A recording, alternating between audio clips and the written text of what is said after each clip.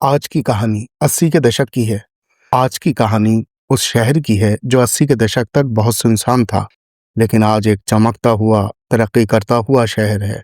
इस शहर में आज जितनी चमक धमक है, 80 के दशक में उतना ही सुनसान और उतनी ही डरावनी रातों की कहानियां इसमें छुपी हुई हैं।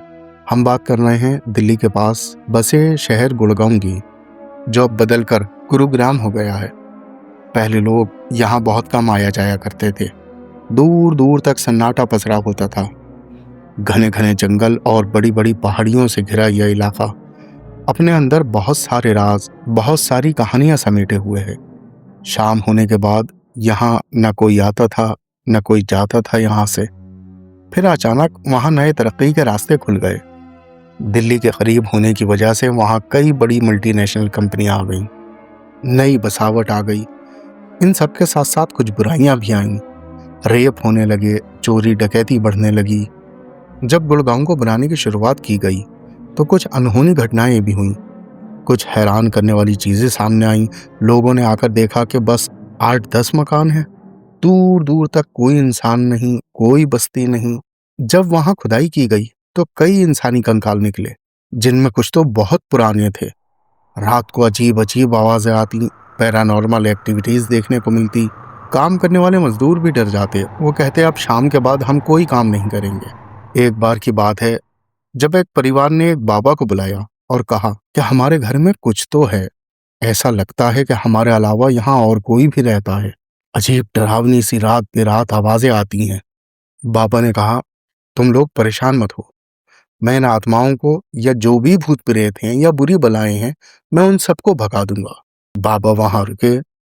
अचानक एक दिन सुबह सुबह बाबा ये कहते हुए भागे, अरे यहाँ तो बहुत बुरी आत्माओं का साया है, बहुत बिगड़ी हुई आत्माएं हैं, मैं इन्हें वश में नहीं कर सकता। तुम भी जल्दी से जल्दी ये घर छोड़ दो, ये तुम्हें और तुम्हारे घर को बिल्कुल बर्बाद कर देंगी। खैर, धीरे धीरे लोग आने लगे, आबादी बढ़ती रही, लेकिन यहाँ की कहानियां और किस्से ऐसे ही रहे। यहाँ आकर कुछ लोगों ने रिसर्च की तो पता चला कि आसपास कुछ डाकू और लुटेरे रहते थे। वो राहगीरों को और व्यापारियों को लूटते और उन्हें मारकर वहीं कहीं गड्ढे में दबा दिया करते थे। इसलिए जब गुड़गांव का बसना शुरू हुआ तो खुदाई में बहुत सारे कंकाल निकले। खैर, ये सब चलता रहा।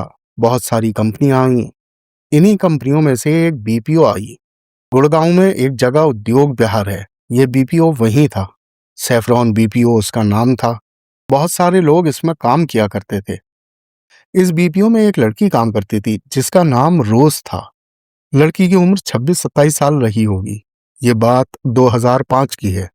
रोज बहुत मेहनती और ईमानदार थी। वो पिछले 1 साल से इस बीपीओ में काम कर रही थी। अपने काम में बहुत होशियार और चुस्त दुरुस्त थी। उसका काम कॉल सेंटर में कॉल रिसीव करना और जो भी प्रॉब्लम या इशू है उनको सॉल्व करना होता था। वो काम इतनी मेहनत से करती थी कि उसकी टीम लीडर भी उससे बहुत खुश रहती थी। कई महीने तक तो लगातार वो एम्प्लॉय ऑफ द मंथ बनी। उस जैसा पूरे बीपीओ में कोई काम नहीं करता था। सब कुछ ठीक चल रहा था। एक दिन की बात है, उसे एक कॉल आता है। रोज कॉल उठाती है। किसी कस्टमर का फोन होगा शायद। आमतौर पर इस बीपीओ से जुड़े हुए कस्टमर के जो फोन आते थे उनकी ड्यूरेशन 2 से 3 मिनट, 3 से 5 मिनट, बस इतनी होती थी, इससे ज्यादा नहीं होती थी। लेकिन इस कॉल पर रोज को 1 घंटा बात करते हुए हो चुका था। उसे उसकी टीम लीडर ने भी देखा कि वो 1 घंटे से लगातार एक ही नंबर पर बात कर रही है। उसने सोचा शायद कोई बहुत गंभीर बात होगी। जब फोन बंद हुआ उसके बाद रोज के रवैये में अचानक बदलाव आ गया। वो कुछ परेशान दिख रही थी और गुस्से में भी दिख रही थी। उसके कुलीग भी उससे पूछते हैं, रोज क्या बात, सब खैरियत तो है ना, सब ठीक तो है ना? लेकिन वो किसी को बिना बताए दफ्तर से निकल जाती है। किसी को कुछ नहीं बताती। किसी की समझ में कुछ नहीं आता। सब अपने अपने काम में लग जाते हैं। टीम लीडर भी उसकी ये सब देख रही थी। उसने आकर उसके एक कुलीग से पूछा, ये अचानक ऐसे क्यों चली गई? क्या तुम्हें कुछ बता कर गई है? कुलीग ने बताया, पता नहीं, बस इतना कहकर गई है कि मैं घर जा रही हूँ। टीम लीडर भी बहुत परेशान हो गई कि ये बहुत होनहार लड़की है और 1 घंटे से कस्टमर से बात कर रही थी। आखिर ऐसा क्या हुआ होगा कि वो इतनी झुंझला के यहाँ से गई है और किसी को कुछ बताया भी नहीं। टीम लीडर ये सोच ही रही थी। उसने सोचा कि लाओ चेक करते हैं किससे बात कर रही थी। उसने जब उस नंबर को चेक किया जो भी उनका तरीका रहा होगा कि लास्ट कॉल कहाँ से थी, क्या लोकेशन थी, किसकी कंप्लेंट थी, जब उसने देखा तो उसके पैरों तले जमीन निकल गई। वो बहुत डर गई थी क्योंकि सामने से तो कोई फोन कॉल आई ही नहीं थी। यानी रोज बात तो कर रही थी लेकिन सामने से किसी की कोई फोन कॉल नहीं आई थी। वो बिना कॉल क्या बात कर रही थी। टीम लीडर हैरान थी कि लड़की कर क्या रही थी, ऐसा क्यों कर रही थी।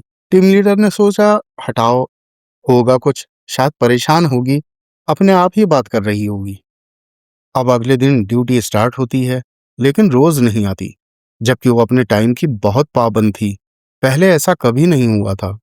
टीम लीडर ने जब पूछा कि आज रोज आई नहीं, तो बताया गया कि वो अभी तक नहीं आई है। सभी को अजीब लग रहा था।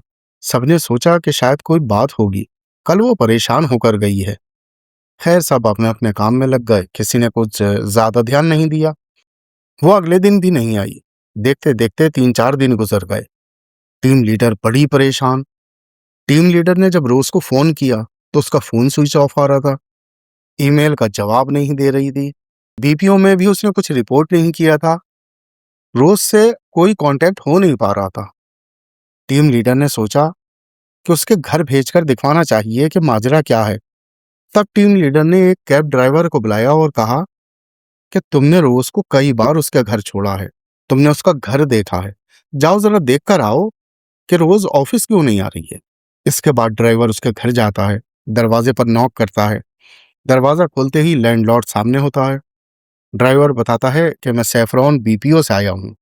रोज नाम की एक लड़की वहां जॉब करती है, वो काफी दिन से ऑफिस नहीं आ रही। मैं अपनी कंपनी की तरफ से ये जानने आया हूँ कि वो ऑफिस क्यों नहीं आ रही है। अब लैंडलॉर्ड हैरानी से ड्राइवर का मुंह देखते हैं। वो कहते हैं, इस नाम की तो कोई लड़की यहाँ नहीं रहती। अब ड्राइवर हैरानी से कहता है, अरे अरे नहीं साहब, मैंने उन्हें कई बार यहाँ छोड़ा है, वो इसी घर में रहती हैं, हमारे ऑफिस में उनका एड्रेस लिखा हुआ है। लैंडलॉर्ड कहते हैं, हो सकता है आप यहाँ छोड़ते हो और वो कहीं आसपास किसी और बिल्डिंग में रहती हो, आपसे उसने कुछ छुपाया हो। ये सुनकर ड्राइवर वापस चला जाता है, जाकर ऑफिस में रिपोर्ट करता है। बात ये समझ में नहीं आ रही थी कि अगर वो कहीं और भी रहती है तो उसने यहाँ का एड्रेस क्यों लिखवाया था। हो सकता है उसने अपनी प्राइवेसी की वजह से ये गलत एड्रेस लिखवा दिया हो। सवाल बहुत सारे थे लेकिन जवाब एक भी नहीं। खैर, वक्त बीता, किसी ने कोई कोशिश भी नहीं की वहां जाने की। लेकिन टीम लीडर लगातार परेशान थी कि वो अचानक कहाँ गायब हो गई। और उसकी वो 1 घंटे की कॉल, लेकिन सामने कोई कॉल करने वाला नहीं। उसने फिर अपने स्टाफ से बात की और कहा कि इसके असली घर और असली माँ बाप का पता निकालते हैं, ढूंढने से तो खुदा भी मिल जाता है, कहीं तो कुछ पता चलेगा। कुछ दिन की कोशिशों के बाद रोज के असली माँ बाप और उसके घर का पता चल ही गया। जब पता चला तो कंपनी के एक एम्प्लाई को उसके घर भेजा गया। वो एम्प्लाई रोज के घर जाता है, उसके माँ बाप से मिलता है, उन्हें बताता है कि मैं ऐसे ऐसे उस कंपनी से आया हूँ, क्या रोज आपकी बेटी है। वो कहते हैं, हाँ, रोज हमारी ही बेटी है। तब एम्प्लाई कहता है, वो पिछले काफी दिन से दफ्तर नहीं आ रही, मैं अपनी कंपनी की तरफ से यही जानने आया हूँ कि वो दफ्तर क्यों नहीं आ रही है। ना उसने कुछ बताया, ना कोई एप्लीकेशन दी, ना ईमेल का जवाब दे रही है और ना फोन उठा रही है। रोज के माँ बाप ने पूछा कि वो कब से नहीं आ रही है। उसने बताया कि पिछले 15 दिन से नहीं आ रही है। उन्होंने पूछा, वहां वो कब से काम कर रही है। उसने बताया कि 1 साल से ज्यादा हो गया है, कई बार एम्प्लॉय ऑफ द मंथ का अवार्ड भी वो जीत चुकी है। माँ बाप ने कहा, आपको गलतफहमी हुई होगी। इसके बाद जो माँ बाप ने कहा, उसको सुनकर उस एम्प्लॉय की हवा खराब हो गई। काटो तो खून नहीं। उन्होंने कहा, ऐसा हो ही नहीं सकता क्योंकि उसको मरे हुए 8 साल हो गए हैं। एम्प्लॉय ने किसी तरह खुद को संभाला। उसने सोचा कि कहीं मैं गलत पते पर तो नहीं आ गया, कहीं ये गलत घर में तो नहीं आ गया। उसने जल्दी से रोज का आई कार्ड दिखाते हुए पूछा, क्या क्या यही रोज है। उसके माँ बाप ने कहा, हाँ, यह हमारी बेटी रोज ही है, लेकिन यह नामुमकिन है कि वो 15 दिन पहले तक आपके ऑफिस में काम कर रही थी, वहां जॉब कर रही थी। उसे मरे हुए तो 8 साल हो गए हैं। अब आप जरा सोचिए कि उस एम्प्लॉय की क्या हालत होगी कि जिसके साथ वो काम कर रहा था वो जिंदा ही नहीं थी। वो घबराता हुआ वापस ऑफिस पहुंचा। फिर उसने पूरे स्टाफ को सारी कहानी सुनाई। किसी ने उसकी बातों पर यकीन नहीं किया। तब इस कंपनी के सीनियर ऑफिसर और एचआर ने माँ बाप से कांटेक्ट किया, सारी बात बताई। उन्होंने भी उधर से बताया कि उसको मरे हुए 8 साल हो गए हैं। अब यह बात पूरी कंपनी में फैल गई। इसके बाद जो रोज के 3-4 करीबी दोस्त थे, उनकी धीरे धीरे दिमागी हालत खराब होने लगी। कंपनी इस बात को छुपाने की कोशिश करती है कि कहीं डर फैल ना जाए, कंपनी बंद ना हो जाए, नए एम्प्लॉय ज्वाइनिंग नहीं करेंगे। लेकिन इसके बाद जो असली बात पता चलती है वो ये थी कि ये बीपीओ जिस जमीन पर बना हुआ था, उसके नीचे एक कब्रिस्तान था। ये कब्रिस्तान 100 साल से भी ज्यादा पुराना था। जब इस बीपीओ को बनाने के लिए खुदाई की गई तो यहाँ बहुत सारे कंकाल निकले थे। जब रोज का किस्सा सामने आया तो सब एम्प्लॉय ने अपनी अपनी कहानी सुनाई। इससे पहले तक कोई भी एक दूसरे को अपनी कहानी नहीं सुनाता था या अनहोनी घटनाएं नहीं बताता था। इस कंपनी के बेसमेंट में एक गार्ड था, वो कुर्सी पर बैठा हुआ था। सामने एक कुर्सी और रखी हुई थी, वो उस पर दोनों पैर रख के बैठा हुआ था। उसे 2 बार लगा कि किसी ने उसके पैरों को कुर्सी से नीचे हटाने की कोशिश की है, लेकिन तीसरी बार उसकी एक टांग पकड़कर किसी ने खींचकर उसे नीचे ही गिरा दिया। वो वहां से बदहवास भागा, जाकर लोगों को बताया। लोगों ने कहा, ये या तो नींद में गिरा है, या झूठ बोल रहा है, या नशे में है। ऐसे ही कई बार लिफ्ट अपने आप चलती, अपने आप रुक जाती, जबकि किसी ने कोई बटन भी नहीं दबाया हुआ होता। एक बार लेडीज वॉशरूम से एक जोर से चीखने की आवाज आई। वहां एक एम्प्लॉय था। वो आवाज सुनकर लेडीज वॉशरूम की तरफ भागा। वॉशरूम से एक औरत हाथती कांपती निकली। उसने घबराते हुए मेल एम्प्लॉय से पूछा, क्या क्या तुमने अभी किसी की चीख की आवाज सुनी? उसने कहा, हाँ, मैं समझा कि ये तुम्हारी आवाज थी। ऐसी कई कहानियां सामने आई। आज भी उद्योग बिहार में रोज की कहानी सुनाई जाती है। आज भी एक राज है कि एक लड़की मरने के बाद कॉल सेंटर में काम करती थी और 1 साल से ज्यादा तक करती रही। हजारों लोगों से बात की, हजारों लोगों के फोन उठाए, उनकी प्रॉब्लम्स, उनके इश्यूज सॉल्व किए। बाद में एक दिन सच्चाई सामने आई तो ऐसी आई कि वो एक मुर्दा लड़की है। उसकी मौत 8 साल पहले हो चुकी है। तो ऐसे हादसा जिंदगी में भी अक्सर किसी न किसी के साथ होते रहते हैं। तो आज की कहानी में इतना ही। अगर कहानी पसंद आई तो हमारे चैनल को सब्सक्राइब कीजिए, वीडियो को लाइक कीजिए एंड थैंक यू।